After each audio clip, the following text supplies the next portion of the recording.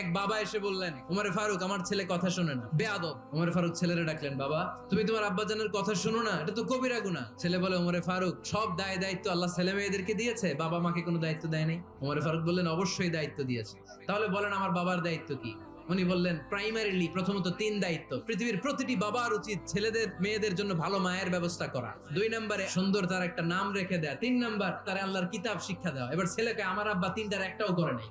এবার ওমরে ফারুক রেগে গেলেন, বাবার কাঁধে ধরলেন। ছেলে বলে, আমিরুল মুমিনিন, আমার মা নর্তকী, আমার মা মাজুসি, আমার মায়ের মধ্যে কোনো আদব কাদব নাই, সুন্দরী দেখে আমার মারে বাবা বিয়ে করছে, আমার মায়ের কাছ থেকে জীবনে কিছু শিখি নাই। 2 নাম্বার সাম্মানি খানফাসা, আমার বাবা আমার নাম রেখেছে চামচিকা।